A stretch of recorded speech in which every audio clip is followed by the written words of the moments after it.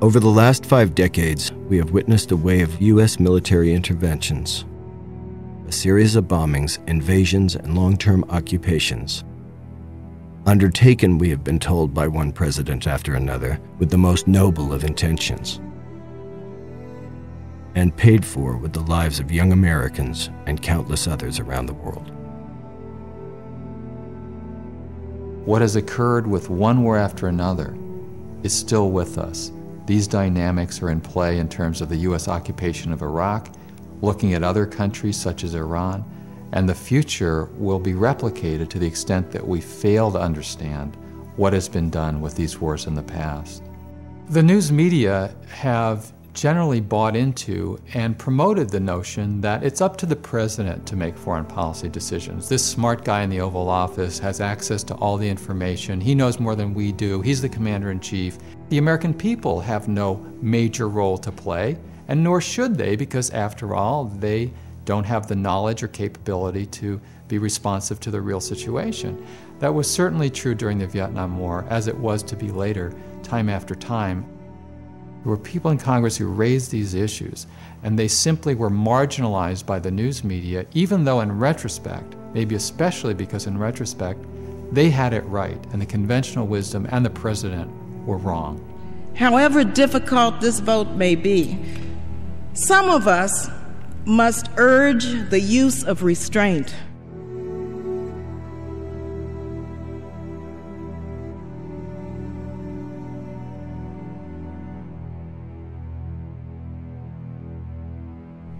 Our country is in a state of mourning.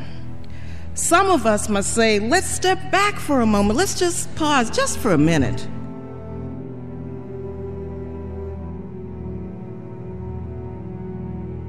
And think through the implications of our actions today so that this does not spiral out of control.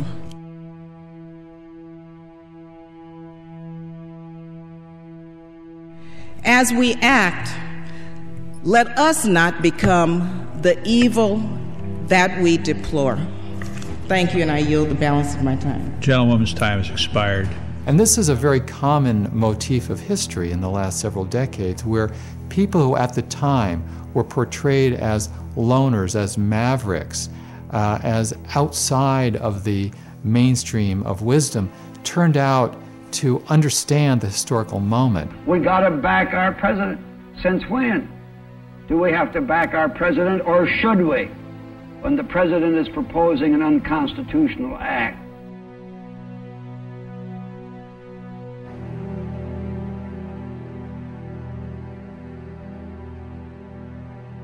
The best example is Wayne Morse, the senior senator from Oregon, who, beginning in 1964, was a voice in the congressional wilderness.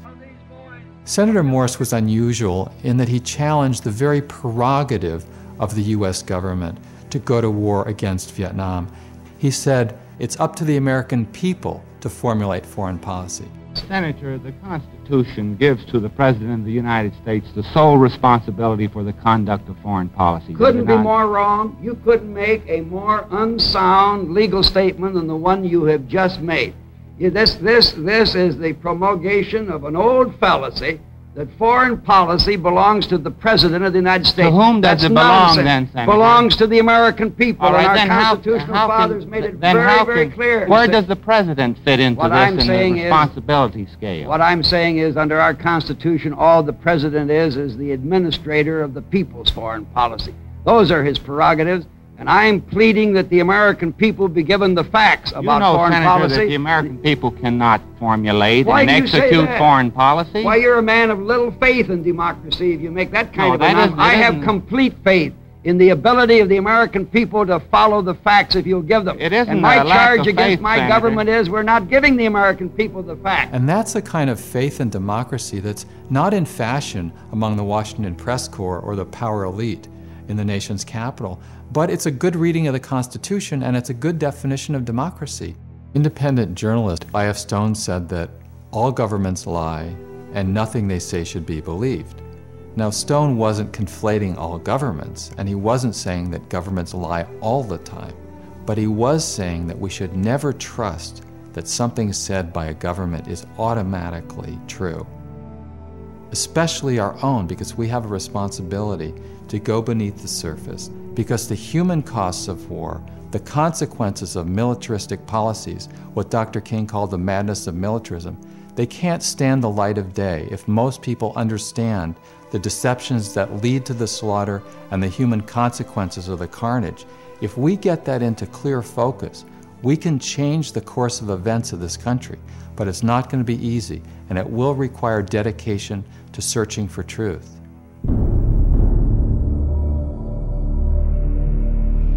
A time comes when silence is betrayal. That time has come for us, even when pressed by the demands of inner truth. Men do not easily assume the task of opposing their government's policy, especially in time of war. And I knew that I could never again raise my voice against the violence of the oppressed in the ghettos without having first spoken clearly to the greatest purveyor of violence in the world today, my own government.